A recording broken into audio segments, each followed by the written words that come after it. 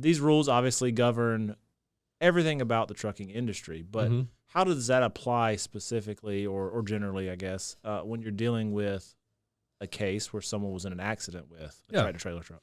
So the reason why they're applicable is because you want to look for violations of those rules that may have contributed to the wreck, or may have been a cause. For instance, we've had cases where a driver tested positive for illicit drugs, the driver of the truck after the wreck. So then it obviously became very relevant as to whether the company was testing that person. So that's a way. Driver fatigue is a big cause of several of these wrecks. So making sure that the logbooks are correct, making sure that there are logbooks, that we don't have drivers that are exceeding their hours. And believe it or not, sometimes those records are falsified. So then once you get the records, you have to go through and piece together the time and the distance of the trips over the last week and see if they could have completed those trips in the certain number of hours that they're actually showing. So yeah, there's lots of ways that a violation can contribute to a wreck.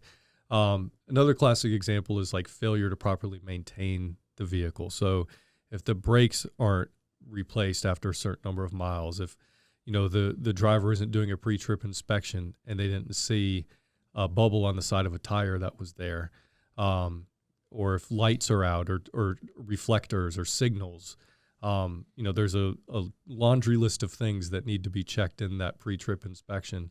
And any one of those things could possibly contribute or cause some type of dangerous situation that can lead to a wreck.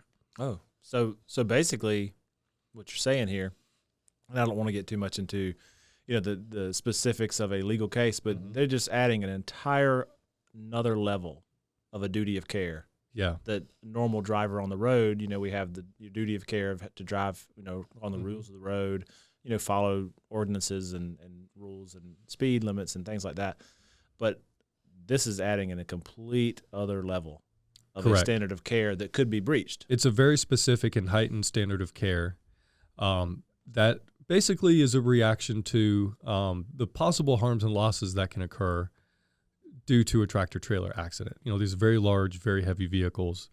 There's really no such thing as a small tractor-trailer wreck. Generally, if something happens involving a large commercial vehicle, the consequences are going to be significant. And the federal government has decided that those potential risks are worthy of regulation at the federal level, which is why those rules exist. Okay.